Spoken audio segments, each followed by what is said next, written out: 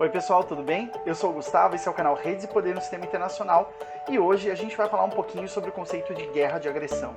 A gente vai ver as principais características desse conceito e as consequências, principalmente jurídicas e políticas, desse tipo de atuação militar. Bom pessoal, o conflito da Rússia com a Ucrânia, a invasão russa ao território ucraniano e todas as questões envolvidas nas discussões, principalmente nos âmbitos intergovernamentais, como a Assembleia Geral e o Conselho de Segurança da ONU, vem trazendo algumas discussões importantes sobre o que é a guerra, quais as suas características e principalmente quais as suas consequências. Né? A gente tem observado que muito da argumentação, sobretudo dos países ocidentais, para fundamentar as sanções econômicas, políticas, enfim, que vêm sendo aplicadas à Federação Russa em meio a esse conflito, se baseiam muito num conceito que era muito debatido, que era muito discutido ao longo do século XX, mas que agora, no século XXI, começou a ser deixado um pouquinho de lado, principalmente em razão da invasão unilateral dos Estados Unidos e alguns dos seus aliados, como a Grã-Bretanha e a Espanha, no Iraque em 2003, a revelia de uma decisão do Conselho de Segurança da própria ONU que definiu que aquela invasão não era legítima, digamos assim, mas que foi realizada mesmo assim. São alguns conceitos que a gente trabalha com relação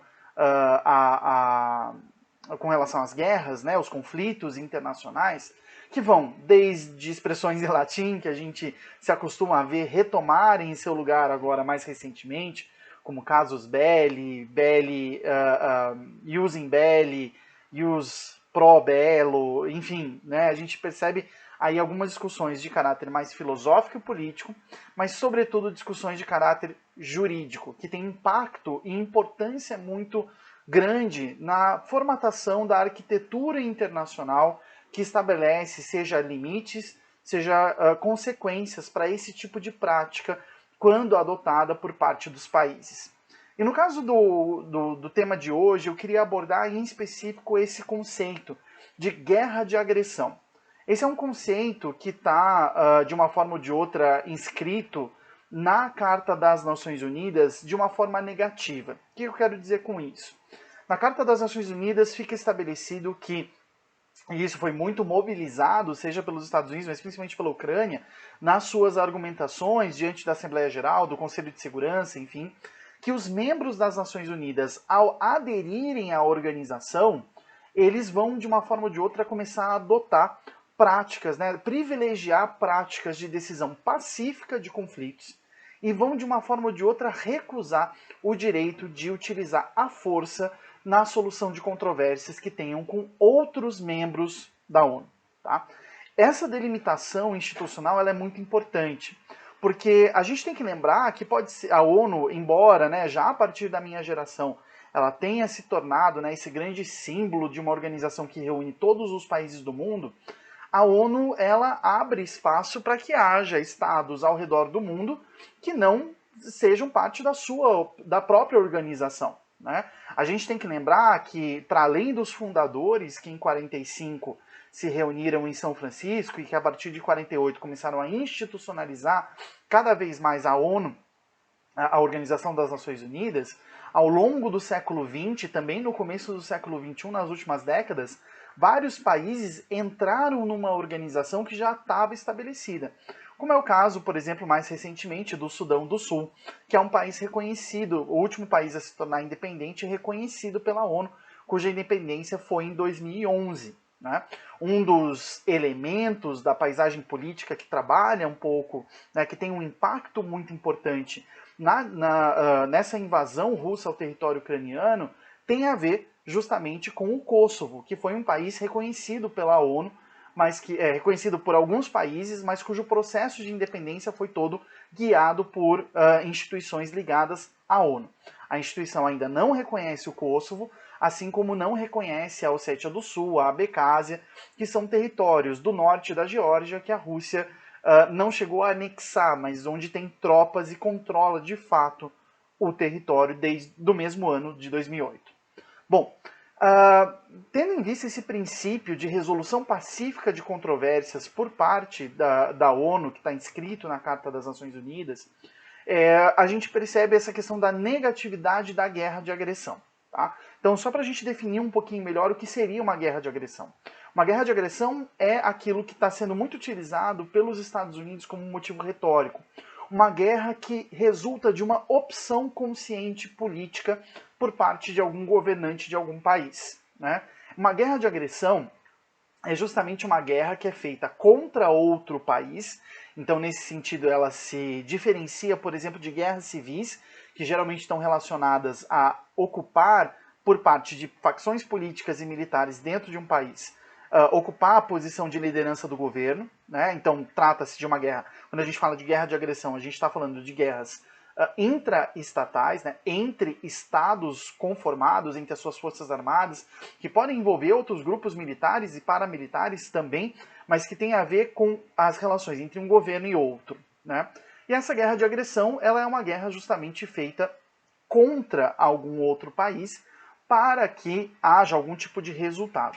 Geralmente esse resultado se traduz em anexação territorial, como foi o caso da última guerra de agressão que nós tivemos levada ao Conselho de Segurança, que resultou numa atuação sancionada pelo Conselho de Segurança, que foi durante a Guerra do Golfo, né, em que o governo do Iraque, do Saddam Hussein, em 91, invadiu o território do Kuwait e anexou aquele território. Né? Isso é chamado de uma guerra de agressão, ou seja, uma opção política tomada de utilizar as forças armadas, né, utilizar a força como um todo contra algum outro Estado constituído no sistema internacional. Né? É o fato de que o Iraque escolheu invadir o Kuwait em 91, que permitiu ao Conselho de Segurança sancionar um tipo de atuação específica por parte dos Estados Unidos e dos seus aliados da OTAN contra o governo do Saddam Hussein em 91. Só que qual que foi a questão? A guerra de agressão, como ela se dá com relação a outro Estado, ela também, de uma forma ou de outra, não pode se dar, a resposta a essa guerra de agressão, ela não pode se dar de uma maneira, digamos assim, desmedida. Tanto que na Guerra do Golfo, em 91, não se derrotou o governo do Saddam Hussein, que ficou no poder até 2003. O objetivo era evitar que se mantivesse o domínio iraquiano sobre a região do Kuwait. Né? A guerra de agressão, ela tem essa característica. E o que a gente está observando hoje é um momento perigoso do mundo em que a gente percebe justamente que as respostas que estão se dando a uma guerra de agressão realizada pela Rússia contra o governo ucraniano estão tendo um resultado para além de diminuir as capacidades da Rússia de manter essa atuação militar no território de outro país. Algumas das sanções aplicadas, e principalmente todo o movimento russofóbico no Ocidente, estão gerando condições para que o governo russo caia. Né? E aí a gente entra numa área muito cinzenta e numa área muito perigosa, porque uma vez que esse governo vai se enfraquecendo internamente, mesmo tendo acesso a armas nucleares, a gente entra numa fase muito perigosa e muito difícil da estabilidade internacional, digamos assim. Né? Na Guerra do Golfo, o que a gente teve foi a redução das capacidades do governo iraquiano de manter esse controle sobre o Kuwait. E agora, como não pode haver, de uma forma ou de outra, um tipo de resposta militar da OTAN contra a Rússia que não leve a uma guerra nuclear, na verdade a gente está vendo a tentativa de mudança de regime dentro da Rússia, né? Como pelo menos é a tendência que se apresenta nessas sanções que estão sendo colocadas por parte do Ocidente com relação à Rússia. Né? Aí a gente entra na questão principal da guerra de agressão. Ela foi legal até 1945, até a adoção da Carta Internacional, da Carta da ONU, né, da Carta Fundacional da ONU, em 45, os países podiam fazer guerras de agressão. Por isso que a gente tem que tomar muito cuidado quando a gente compara, por exemplo, né, já seria um erro, digamos assim, como a gente tem tentado mostrar, eu e vários especialistas, né, tentar comparar a tensão multipolar, digamos assim, que a gente tem no mundo hoje, com uma nova Guerra Fria, porque havia características específicas durante o período da Guerra Fria, principalmente o funcionamento do mundo em termos de blocos, né, que altera muito a lógica do que hoje se apresenta, em que a gente não tem esses blocos tão bem constituídos. A gente tem uma organização de integração regional, que é a União Europeia, que vem se fortalecendo desde a semana passada, mas a gente não tem o resto do mundo organizado em termos de blocos, né? Isso altera um pouco com relação à época da Guerra Fria. E isso também dificulta um pouco, né? Acho que é importante a gente também não cair, né, na armadilha de tentar comparar o que está acontecendo hoje com o que acontecia até 1945. E nesse caso, não somente com relação à Carta da ONU, mas com relação ao uso de armas nucleares. Até 1945, a gente tinha uma realidade militar geoestratégica em que os países poderiam utilizar da guerra como instrumento de política externa por parte, né, como uma opção que eles podiam adotar com relação à sua política externa. A gente viu isso, por exemplo, no caso da doutrina do Big Stick dos Estados Unidos, com relação à região da América Central e do Caribe, como o caso da Colômbia e da Venezuela também, né, em que dívidas contraídas por governos ou por indivíduos dos países centro-americanos, caribenhos com empresas americanas eram respondidas, caso não fossem pagas, com a atuação de forças armadas, né? Então a gente tem aí uma guerra de agressão, a decisão, né, de invadir um país, ou como no caso da guerra da Tríplice Aliança aqui no Brasil, ou da Primeira e da Segunda Guerra, né? Opções de que se possa utilizar a força como mecanismo válido para a política externa. A partir de 45, de um aspecto jurídico, a gente tem a Carta da ONU, e a gente tem toda a arquitetura internacional que visa reduzir os danos possíveis de conflitos internacionais, com foco na estabilidade, com foco na organização desse sistema internacional de uma forma menos belicosa, né? O que não significa menos investimento militar ou menos investimento no complexo industrial, tecnológico, militar e acadêmico. Mas a gente também tem uma questão prática e estratégica, que é a posse de armas nucleares por parte de muito mais países, né? Isso traz um certo paradoxo para esse conflito que a gente está observando hoje em dia, né, da invasão, numa invasão extremamente tradicional da Rússia com relação ao território ucraniano.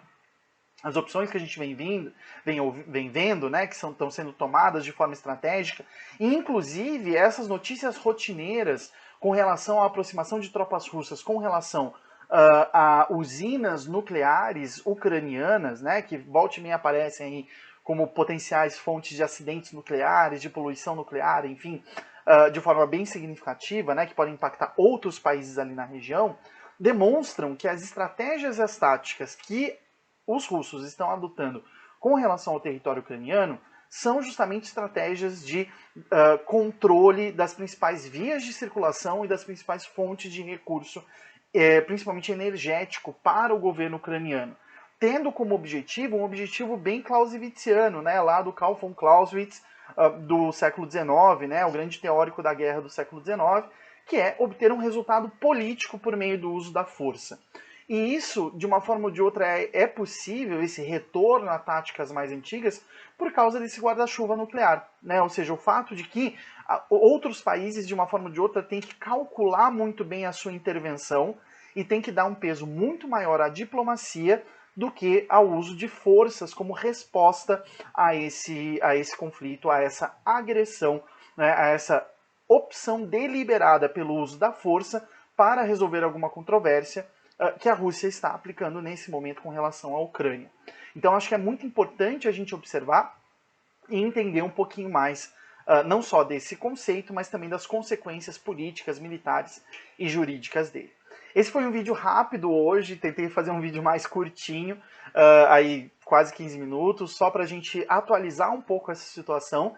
E eu vou colocar aqui alguns links aqui embaixo para algumas entrevistas, alguns debates, enfim, que eu venho fazendo mais recentemente sobre esse tema, que daí eles podem ajudar quem quiser se aprofundar um pouquinho mais. Se vocês tiverem dúvidas, sugestões de temas, né, debates que queiram fazer aqui no canal, não deixem de colocar aqui nos comentários, não deixem de se inscrever se você não é inscrito ainda, a gente está chegando em 1.500 inscritos, estamos muito felizes, e daqui a pouco a gente vai chegar nesse número, contamos com vocês para isso, e curta esse vídeo, né, indique para quem você se interessa, aqui a gente debate geopolítica, como eu sempre digo, com muita atenção, rigor e justeza, tá bom? Vamos ser justos com os fatos, com as pessoas e com as coisas que acontecem, tá bom, gente? Um abraço e até semana que vem.